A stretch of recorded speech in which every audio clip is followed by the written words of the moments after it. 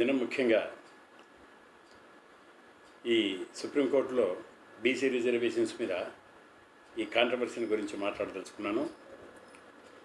ఇది ఎక్కడి నుంచి మొదలైంది, ప్రారంభమైందంటే మహారాష్ట్రలో మరాఠా రిజర్వేషన్స్ను ఆ రాష్ట్ర ప్రభుత్వము బీసీల గణాంకాలు చేయించి అధికార గణాంకాలు తీసుకొని మరాఠాస్ జనాభాను కూడా గుర్తించి దాని ప్రకారము 16% రిజర్వేషన్స్ ఇచ్చింది. అయితే కొందరు ఈ 16% ఛాలెంజ్ చేసినప్పుడు బాంబే హైకోర్టులో 16% 12% గాను 13% గాను, అంటే ఎంప్లాయ్మెంట్లో 13%, ఎడ్యుకేషన్లో 12% గాను నిర్ణయించి ఒక తీర్పుని ఇవ్వడం జరిగింది. దాని ప్రకారము మహారాష్ట్ర గవర్నమెంటు బీసీ రిజర్వేషన్స్ను మరాఠాస్కు బీసీ రిజర్వేషన్స్లో మరాఠాస్ కూడా చోటు కల్పించి 12% ఎడ్యుకేషన్లోనూ 13% ఎంప్లాయ్మెంట్లోనూ ఇవ్వడం జరిగింది. దీన్ని సుప్రీంకోర్టులో ఛాలెంజ్ చేశారు. ఎందుకు ఛాలెంజ్ చేశారు? మెయిన్గా ఎందుకంటే 11/8/2011లో కేంద్ర ప్రభుత్వము ఎన్సీబీసీకి అంటే నేషనల్ కమిషన్ ఫర్ బ్యాక్వర్డ్ క్లాసెస్కు చట్టబద్ధత కల్పించింది. చట్టబద్ధత కల్పించిన తర్వాత కంప్లీట్గా ఒక కులాన్ని చేర్చడం కానీ ఒక కులాన్ని తీసేయడం కానీ బీసీ జాబితాలో నుంచి అది ఓన్లీ ప్రెసిడెంటే చేయాలి. దాన్ని పార్లమెంటు ఉభయ పార్లమెంటు పాస్ చేసి ప్రెసిడెంట్ అసెంట్కి పంపితే ప్రెసిడెంటు దాన్ని యాక్సెప్ట్ చేస్తే అప్పుడు బీసీ కులాలను ఏ బీసీ కులాలైనా చేర్చడం కానీ ఇది జరుగుతుంది. అది 11/8/2018లో వచ్చేసింది అమెండ్మెంట్. దాని తర్వాత 11 నవంబర్లో నవంబర్ 2018లో ఐ థింక్ అది కూడా 10వ తారీఖు 11వ తారీఖు ఉంటుంది, నాకు అంత జ్ఞప్తిలేదు. కానీ నవంబర్ 2018లో హైకోర్టు డెసిషన్ మీద మరాఠాలకు ఎడ్యుకేషన్లో 12%, ఎంప్లాయ్మెంట్లో 13%ను రిజర్వేషన్ కల్పిస్తూ హైకోర్టు తీర్పునివ్వడం జరిగింది. దాని ప్రకారము మహారాష్ట్ర ప్రభుత్వం కూడా జీవోని ఇష్యూ చేయడం కూడా జరిగింది. సో ఎప్పుడైతే కనుక 11/8/2018లో ఎన్సీబీసీకి చట్టబద్ధత కల్పించిన తర్వాత రాష్ట్రానికి బీసీల జాబితాలో ఏ కులాన్ని చేర్చేదానికి కానీ తీసివేసేదానికి కానీ అధికారం లేకుండా ఉండిందో, మళ్ళా 11న మహారాష్ట్ర ప్రభుత్వం ఎలా చేసింది అనేది అక్కడ ఒక ఇష్యూ. ఆ ఇష్యూని తీసుకొని వెళ్ళారు. దానికి సుప్రీంకోర్టు చట్టబద్ధత కల్పించిన తర్వాత చేసేదానికి వీలు ఉండదు అనే ఉద్దేశంతోనే అభిప్రాయపడి స్టే ఇచ్చేసింది మహారాష్ట్ర రిజర్వేషన్స్లో. దాన్ని ఇంద్రసాహని కేసులో 9 మంది జడ్జీలతో 50% లిమిట్ చేసింది. కాబట్టి రిజర్వేషన్స్ను ఇది ఈ మహారాష్ట్ర గవర్నమెంట్ కల్పించిన ఈ మరాఠాలకు కల్పించిన ఇది చెబుతుందా లేదా అనే దానికి 11 మంది జడ్జీలతో కాన్స్టిట్యూషన్ బెంచ్ని తయారు చేసి దానికి పంపాలని చెప్పేసి రికమెండ్ చేసింది అప్పుడు స్టే ఇస్తూ. దాని మీద 5 జడ్జీల బెంచి డిస్కస్ చేసింది. ఏమని దీన్ని పంపాలనా వద్దా అనేది కూడా ఒక చర్చగా తీసుకొని అంత వాదోపవాదాలన్నీ విన్నారు. అందరూ వాదోపవాదాలు, అన్ని స్టేట్లు కూడా, ప్రతి స్టేట్ కూడా దీంట్లో వాదోపవాదాలు వినిపించింది. అట్లే ఈవెన్ తెలంగాణ రాష్ట్రం కూడా వినిపించేసింది. మన అభిప్రాయం కూడా చెప్పింది. ఆ విధంగా అన్నీ తెలిపిన తర్వాత మొన్న శుక్రవారానికి ఈ వాదనలన్నీ కూడా క్లోజ్ అయిపోయినాయి. ఇప్పుడు తీర్పునిస్తారు. 100% దీన్ని 11 జడ్జెస్ బెంచ్కి పంపాల్సిన అవసరం ఉంది, పంపుతారు కూడా. ఎందుకంటే ఇప్పుడు 50% క్యాపు ఏదైతే విధించిందో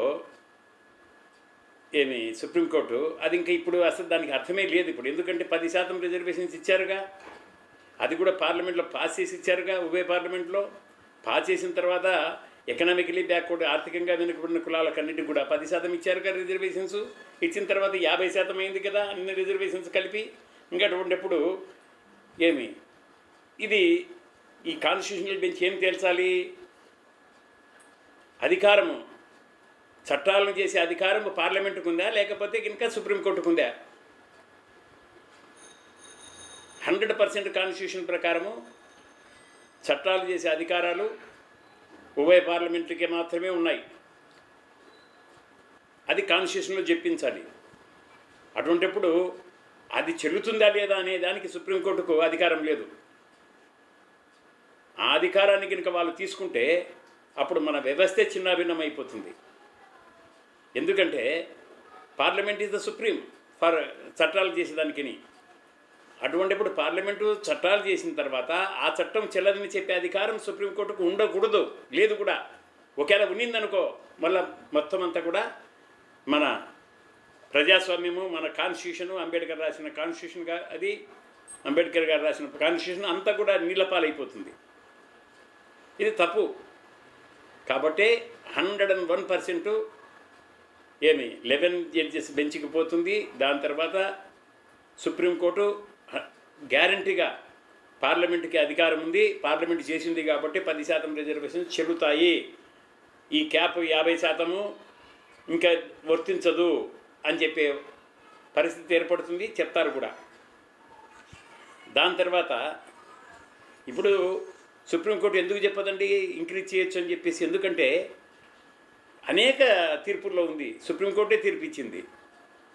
ఏమని? అయ్యా, అధికారిక గణాంకాలు ఉంటే, ఏ స్టేట్లోనైనా కూడా సరే అధికారిక గణాంకాలు ఉంటే రిజర్వేషన్స్ను ఆ రాష్ట్రము 50% మించి ఇవ్వచ్చును. 50% అడ్డంకిగా ఉండదు. అధికారిక గణాంకాలు లేవు కాబట్టి 1931లో క్యాస్ట్ వైజ్ సెన్సెస్ చేసి బీసీల జనాభా తేల్చారు కాబట్టి బీసీ రిజర్వేషన్స్ ఇచ్చేదానికి వీలు కలిగింది. 1931దే తీసుకొని ఇంతవరకు సుప్రీంకోర్టు తోసుకుంటూ వచ్చేసింది. ఇప్పుడు 2011లో అందువల్లనే కదా ములాయం సింగ్ యాదవ్ గారు కానీ, లల్లూ ప్రసాద్ యాదవ్ గారు కానీ, మిగతా బీసీ నాయకులు కానీ వీళ్ళందరూ కూడా మూకుమ్మడిగా మాట్లాడి ఉభయ సభల్లో, పార్లమెంట్లో మన్మోహన్ సింగ్ గారు దానికి కన్సీడ్ అయిపోయి ఓకే ఇది నిజంగా జరగాల్సిన అవసరం ఉందని చెప్పేసి ఆయన క్యాస్ట్ వైజ్ సెన్సెస్ జరిపినాడు. కాంగ్రెస్ గవర్నమెంట్ జరిపింది, 2011లో చేపట్టింది. కానీ దురదృష్టవశాత్తు, నేను ఎందుకు దురదృష్టవశాత్తు అని చెప్తున్నానంటే ఇది దురదృష్టమే బీసీలకు అందరికీ కూడా, ఎస్సీ ఎస్టీలకు బీసీలకు. బీజేపీ గవర్నమెంట్ వచ్చేసింది. అది బీసీల తప్పిదమే, గ్యారంటీ అది నేను చెప్తున్నాను. ఎందుకంటే నరేంద్ర మోడీ గారు బీసీ కాబట్టి ఆయన ఏదో మనకు ఒరిగేది చేస్తాడని చెప్పేసి, ఆయనకు మంచి చేస్తాడని చెప్పి మనమందరం మూకుముడిగా ఆయనకని ఓట్లేసి బీజేపీని గెలిపించాం. ఇప్పుడు ఏమైపోయిందంటే వాళ్ళ రంగులన్నీ బయటపడుతున్నాయి. ఇప్పుడు మొన్ననే కిషన్ రెడ్డి గారు చెప్పారు, మేము క్యాస్ట్ వైజ్ సెన్సెస్ 2011లో రెడీగా ఉన్నా కూడా దాన్ని పబ్లిష్ చేయము, 2021లో కూడా క్యాస్ట్ వైజ్ సెన్సెస్ అంటే కుల ప్రాతిపదికన జనాభా మేము చేపట్టము అని చెప్పి క్లియర్గా చెప్పాడు రాజ్యసభలో. కాబట్టి వాళ్ళు ఇంకా చేసే ప్రసక్తే ఉండదు, వాళ్ళు చేయరు కూడా. అందుకు ఇప్పుడు బీసీలందరూ కూడా, అందుకే మేము బీసీలము మొత్తం అందరం కూడా మేము వేయకుండా రామచంద్రరావు ఓడిపోయేదానికి కారణం ముఖ్యము కిషన్ రెడ్డి గారి స్టేట్మెంటే రాజ్యసభలో. ఇది గ్యారంటీగా బల్ల గుద్ది చెప్పగలను నేను. ఇలానే 100% ఈ 5 రాష్ట్రాల్లో కూడా బీజేపీ ఓడిపోవడము నేను చూస్తున్నాను. పొలిటికల్ నా అనుభవంతో నేను చెప్తున్నా. ఒక అస్సాంలో పోటాపోటీగా ఉంది. ఏమి కేరళలో లెఫ్ట్ ఫ్రంట్ మళ్ళా రావడం గ్యారంటీ, అదే వస్తుంది. ఏమి డిఎంకే కాంగ్రెస్ అలయన్స్ తమిళనాడులో వస్తుంది. పాండిచ్చేరిలో కూడా డిఎంకే కాంగ్రెస్ అలయన్సే వస్తూ ఉంది. ఏమి దాని తర్వాత వెస్ట్ బెంగాల్లో మమతా బెనర్జీ వస్తూ ఉంది. ఒక అస్సాంలో కుస్తీ పడుతున్నారు. ఏమి పోటాపోటీగా ఉంది. అక్కడ కొంత రిజల్ట్ అటు ఇటు తారుమారు కావచ్చు, లేకపోతే కాంగ్రెస్ అలయన్సే రావచ్చు. ఇక్కడ ఓడిపోయిన తర్వాత ఏమి ఇంకా ఏ రాష్ట్రంలో ఎన్నికలు వచ్చినా కూడా బీసీలు మాత్రము నిజంగా వాళ్ళు బీసీలు అయితే కనుక బ్యాక్వర్డ్ క్లాసెస్గా గుర్తించబడి ఉంటే వాళ్ళు మాత్రం బీజేపీకి ఓట్లు వేయకూడదని చెప్పేసి నేను కోరుకుంటున్నా. ఏమి సుప్రీంకోర్టు కూడా డెఫినెట్గా 11 జడ్జీల బెంచ్ వేసి కాన్స్టిట్యూషన్ బెంచ్తో తీర్పునిస్తుంది. అది కూడా జనాభా గణాంకాలు అధికారిక గణాంకాలు ఉంటే బీసీలవి రిజర్వేషన్స్ 50% మించిపోవచ్చు అని చెప్పి గ్యారంటీగా ఇస్తుంది. అది న్యాయం కూడా. నిజంగా న్యాయం చెప్తే కదండి న్యాయమూర్తులు కానీ సుప్రీంకోర్టు కానీ హైకోర్టు కానీ మేమందరం కూడా ఒప్పుకుంటాం, శబాష్ ఉంటాము. అంతేగాని మా తెలివి మాకు ఉంటుంది కదా, మా తెలివితో మా దృష్టితో మేము అది న్యాయం కాదు. ఎందుకంటే ఏ లా కూడా ఏమి common sense, all laws are made in the world within the common sense, within the purview of common sense. Common సెన్స్కు beyond common sense no law will be there. ఇటువంటి పరిస్థితుల్లో మా మెదడు కూడా పనిచేస్తుంది కదా. ఏమి సుప్రీంకోర్టు కానీ హైకోర్టు జడ్జిమెంటు కరెక్టా కాదా అనేది కూడా మేము కూడా ఆలోచన చేస్తాం కదా. మేము అది తప్పు అని ఖండించలేము, ఎందుకంటే కనుక మళ్ళీ కాంటెంప్ట్ ఆఫ్ కోర్టు వస్తుంది కాబట్టి. అంతేగాని మాకు తెలుస్తుంది కదా, వరే ఇది తప్పు చెప్పింది అని చెప్పేసి, తప్పు చెప్పినారని చెప్పేసి తెలుస్తుంది కదా. అందువల్లనే గ్యారంటీగా చెప్తున్నాం, ఉభయ పార్లమెంట్లో పాస్ చేసిన ఎకనామికలీ బ్యాక్వర్డ్ క్లాసెస్కు 10% పక్కా ఉంటుంది. దాని మీద సుప్రీంకోర్టు ఏమీ చేయలేదు, చేయకూడదు కూడా. చేసిందంటే మన కాన్స్టిట్యూషనే విచ్ఛిన్నమైపోతుంది. కాబట్టి దీని మీద నేను ఎప్పుడో ఆర్టికల్ కూడా రాయాలనుకుంటున్నా, రాస్తాను కూడా, రాసి పంపిస్తాను. దీని మీద ఈ సమస్య మీద నాకు తెలిసినంతవరకు ప్రజలకు వివరించాను. ఇంతటితో ఈ సమస్య మీద నా ప్రసంగాన్ని ముగిస్తున్నాను. నమస్తే. జై హింద్.